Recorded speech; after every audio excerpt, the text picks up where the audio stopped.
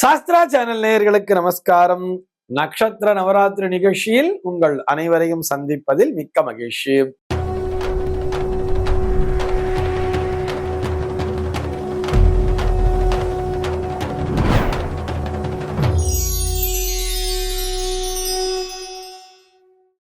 இப்ப நம்ம நவராத்திரி 5ஆம் நாள் பூஜா விதானத்தை பார்க்க போகிறோம். நவராத்திரியினுடைய 5ஆம் நாள் 26/9/2025 புரட்டாசி மாதம் 10ஆம் தேதி வெள்ளிக்கிழமை. இன்றைக்கு என்ன பிரதானமா நட்சத்திரம் இடம் பிடிக்கிறதுன்னு பார்த்தோம்னா, புனர்பூசம், விசாகம், பூரட்டாதி ஆகிய இந்த 3 நட்சத்திரங்களும் தான் பிரதானமான இடத்தினை பிடிக்கிறது. இன்றைக்கு விசாக நட்சத்திரம் அப்படிங்கிறது வியாபிச்சுட்டு இருக்கிறதுனால அதனுடைய அனுஜன்ம திரிஜன்ம நட்சத்திரங்களாகிய புனர்பூசம், விசாகம், பூரட்டாதி ஆகிய 3 நட்சத்திரங்களுமே இன்றைய தினத்திலே முக்கியத்துவம் பெறுகிறது. இந்த நட்சத்திரங்களில் பிறந்தவர்களும் சரி, இந்த நட்சத்திரங்களே பிறக்கலான இது போன்ற பிரச்சனைகள் இருக்கிறாங்க, அந்த பிரச்சனையெல்லாம் தீரணும்னு நினைக்கிறவாலும் சரி, எல்லோருமே இந்த பூஜா விதானத்தை மேற்கொண்டு இந்த பூஜையை செய்யலாம். பூஜைக்குரிய நேரம் அப்படின்னு சொல்லி பார்த்தோம்னா, மாலை 5 மணியிலிருந்து 6 மணிக்குள்ளாக பூஜையை துவங்கி விட வேண்டும். இன்றைக்கு பஞ்சமி திதி அப்படிங்கிறதுனால, பஞ்சமினாலே நமக்கு வாராகி அன்னையானவள் நினைவிற்கு வந்து விடுவாள் அல்லவா? ஆக இந்த நாளிலே வாராகி அன்னையானவள் முக்கியத்துவம் பெறுகிறாள். இது போக இந்த 5, 6, 7 ஆகிய 3 நாட்களுமே மகாலட்சுமி தாயாரானவள் பிரதானமான இடத்தினை பிடிக்கிறாள். சரி, இன்னைக்கு இந்த நட்சத்திர அதிபதி யாருன்னு சொல்லி பார்த்தோம்னா, இந்த புனர்பூசம், விசாகம், புரட்டாதி ஆகிய இந்த 3 நட்சத்திரங்களுக்கும் அதிபதி யாருன்னு சொல்லி பார்த்தோம்னா ப்ரஹஸ்பதின்னு சொல்றோம் இல்லையா? அதான் இந்த குரு, நவகிரகங்களிலே வியாழன் அப்படின்னு சொல்றோம். அந்த குருவானவர் தான் இந்த நட்சத்திரங்களுக்கு அதிபதியாக இருக்கிறார். ஆக குரு பார்க்க கோடி நன்மைன்னு சொல்லுவோம் இல்லையா? அந்த குருவையும் நாம் இந்த நாளிலே பூஜிக்க வேண்டியது. ப்ரஹஸ்பதியைத்தான் புத்திரகாரகன் அப்படின்னு சொல்லுவா, குழந்தை பேற்றினை தரக்கூடிய கிரகமாகவும் பார்க்கிறார்கள். இது போக குருபலம் வந்துருத்தா, கல்யாணத்துக்காக கேட்பா தெரியுமா, இன்னும் என் குழந்தைக்கு ஏதோ ஒரு காரணத்தினால கல்யாணம் தடைப்பட்டுட்டே இருக்கு அப்படின்னு சொன்னா இன்றைய தேதியிலே அவசியம் பூஜிக்க வேண்டியது. நம்ம ஏற்கனவே அடிக்கடி சொல்லி இருப்போம், காரணம் இல்லாமல், அதாவது ஜாதகத்துல எந்த தோஷமுமே இல்லை, எல்லாமே நன்னா இருக்கு, ஆனா திருமண தடை உண்டாகிறதுன்னு சொன்னா நவராத்திரியிலே வரக்கூடிய வெள்ளிக்கிழமை நாட்களிலே விசேஷமான பூஜையை செய்யுங்கள்ங்கிறத அடிக்கடி நம்ம பரிகாரமாவே சொல்லி இருப்போம். நவராத்திரி சுக்கிரவாரத்துல பூஜை பண்ணி ஒரு 3 சுமங்கலிகளுக்காவது அட்லீஸ்ட் தாம்பூலத்தை கொடுங்கோ. அவர்களை துர்காலட்சுமி சரஸ்வதியா நினைச்சுட்டு அவளுக்கு தாம்பூலத்தை கொடுத்து நமஸ்காரம் பண்ணும் பொழுது அந்த வருடத்திற்குள்ளாகவே நிச்சயமாக திருமணம் நடந்தேறிவிடும் சொல்லுவோம். அதற்கு உரிய துணையாக இன்றைய தேதியிலேயே அந்த நட்சத்திர அதிபதியாகிய அந்த குருவானவரே பிரதானமான இடத்தினை பிடிக்கிறார். அதாவது இந்த திருமண யோகத்தினை தருகிறார் அல்லவா? குரு பலம் வந்துருத்தான்னு கேட்கிறா இல்லையா? அதே மாதிரி கல்யாணம் ஆனவாளுக்கு இன்னும் குழந்தை பிறக்கலைன்னு சொன்னா அந்த குழந்தை பேரின்மையை, அந்த புத்திர தோஷத்தை நீக்கக்கூடிய கிரகமும் அந்த புத்திரகாரகனாகிய குருதான். ஆக இன்றைய தேதியிலே அவசியம் இவர்கள் அனைவரும் இந்த பூஜையை மேற்கொள்ள வேண்டியது. இது போக நம்முடைய உடம்பின் மீது சொன்னோம்னா ஈரல் அப்படின்னு சொல்றா இல்லையா? கல்லீரல், மண்ணீரல் அப்படிங்கிற ஒரு விஷயமும் சரி, இந்த கணையம் பாங்க்ரியாஸும் சரி, அதே மாதிரி கொலஸ்ட்ரால் அப்படின்னு சொல்றா இல்லையா? இந்த கொலஸ்ட்ராலினுடைய அளவு குட் கொலஸ்ட்ராலாக மாற்ற வேண்டியது, பேட் கொலஸ்ட்ரால்லாம் உடம்புல இருந்து நீக்கணும்னு சொன்னா அதற்கும் குருதான் அதிபதி. இது போக நீதி, நேர்மை, நாணயம் போன்ற குணங்களை தருபவரும் குருதான். ஆக இந்த நீதித்துறையிலே பணியாற்றுபவர்களும் சரி, நேர்மையான அதிகாரியாக பணியாற்றுபவர்களும் சரி, நாணயத்தோடு செயல்பட வேண்டும் என்று நினைப்பவர்களும் சரி, இந்த நாளிலே இந்த பூஜையினை அவசியம் மேற்கொள்ள வேண்டியது. இந்த பூஜையை செய்வதன் மூலமாக என்னென்ன மாதிரி பலன் கிடைக்கும் சொன்னா, மனதிலே உண்மை, நேர்மை, பணிவு, நல்ல அறிவுன்னு சொல்றார். எல்லாருக்குமே அறிவுங்கிறது இருக்கும், ஆனா அந்த அறிவினை நல்ல விதத்துல பயன்படுத்தணும் இல்லையா? அதனால அந்த நல்ல அறிவு, இது போக பதவி, புகழ் ஆகியவை தேடி வரும் அப்படின்னே சொல்லிட்டா. இது போக உயர்கல்வி பயிலுவதற்காக அந்நிய தேசம் செல்ல வேண்டும், ஆனால் ஏதோ ஒரு பண தடை அல்லது விசால ஏதோ இஷ்யூ, பாஸ்போர்ட்ல ஏதோ நேம் கரெக்ஷன் இப்படிங்கிற மாதிரிலாம் பிரச்சனைகள்லாம் பார்த்துட்டே இருப்பா தெரியுமா? அவர்களுக்கான தடைகள் நீங்கும் அப்படின்னு சொல்றார். ஏன்னா ஓடி போனவனுக்கு 9ல குருன்னு சொல்லுவா தெரியுமா? ஓடி போறதுன்னு சொன்னா திரைகடல் ஓடி அப்படிங்கிற மாதிரி அர்த்தம். திரைகடல் ஓடியும் திரவியம் தேடுவதற்காக காத்து கொண்டிருப்பவர்களுக்கு, அந்நிய தேசம் சென்று சம்பாதிக்கணும்னு நினைக்கிறவர்களுக்கும் குருவனுடைய அனுகிரகம்ங்கிறது வேணும். அவர்களும் இந்த நாளிலே அவசியம் பூஜை செய்ய வேண்டியது.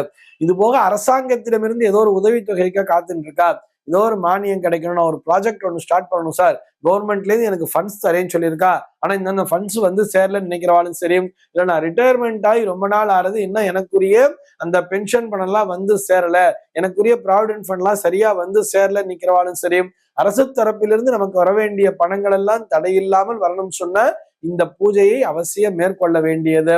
இது போக இந்த ஹார்ட் சர்ஜரிங்கிறது பண்ணியிருப்பா தெரியுமா, பைபாஸ் சர்ஜரிங்கிறது பண்ணியிருக்கா, நிறைய வந்து ஏதோ ஒரு அடப்புங்கிறது இருக்கு, ஆஞ்சியோ பண்ணியிருக்கா, இதயத்துல பிரச்சனை இருக்கிறவா கூட இந்த நாளிலே இந்த பூஜையை செய்வதன் மூலமாக அவர்கள் ஆரோக்கியம் பெறுவார்கள். சரி, இந்த பூஜா விதானத்தை பார்த்துடலாமா?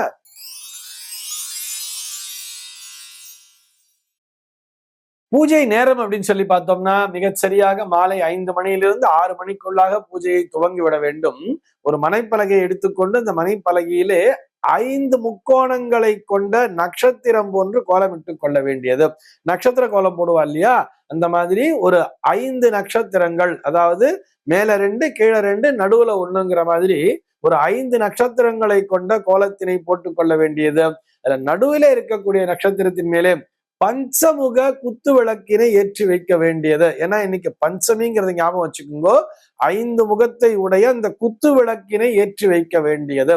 சார் நாங்க ஜோடியாதான் ஏத்துறது பழக்கம் சொன்னா கூட ஒரு விளக்கினை இந்த மனையிலே வைத்துக்கொண்டு மற்றொரு விளக்கினை சுவாமி சந்நிதியிலே கூட வச்சிடலாம், ஒன்றும் தப்பே இல்லை. 5 முகத்தினை கொண்ட அந்த குத்து விளக்கினை ஏற்றி வைக்க வேண்டியது. ஏற்றி வைத்துட்டு அதிலே அன்றைய தினத்திற்குரிய பிரதான தேவியாகிய இந்த லக்ஷ்மி தாயாரை, மகாலட்சுமியை நினைத்து தியானம் செய்து ஆவாகனம் செய்ய வேண்டியது. மகாலட்சுமியை நமக தியாயாமி ஆவாகயாமி என்ற மந்திரத்தை சொல்லலாம். இது போக எனக்கு சர்வமங்கள மாங்கல்யே தெரியும் சார் சொன்ன, சர்வமங்கள மாங்கல்யே சிவே சர்வார்த்த சாதிக்கே சரண்யே திரியம்பிகே தேவி நாராயணி நமோஸ்துதே அப்படின்னு சொல்லி கூட மகாலட்சுமி நமகா என்று சொல்லி அங்கே ஆவாகனத்தை செய்ய வேண்டியது. அதற்கு அடுத்தபடியாக அன்றைய தினத்தினுடைய தேவதையாகிய அம்பாள் அந்த அம்சமா யார் வந்திருக்கான்னு சொல்லி பார்த்தோம்னா வாராகி அன்னை அல்லவா, அந்த வாராகியை நினைத்து வாராகியை நமகா தியாயாமி ஆவாகயாமி என்று ஆவாகனத்தை செய்ய வேண்டியது. அதற்கு அடுத்தபடியாக அன்றைய தினத்தினுடைய நட்சத்திர அதிபதியாகிய இந்த குருவையும் நினைத்து ஓம் ப்ரஹஸ்பதையே நமகா தியாயாமி ஆவாகயாமி என்று சொல்லி அவாகனத்தை செய்ய வேண்டியது.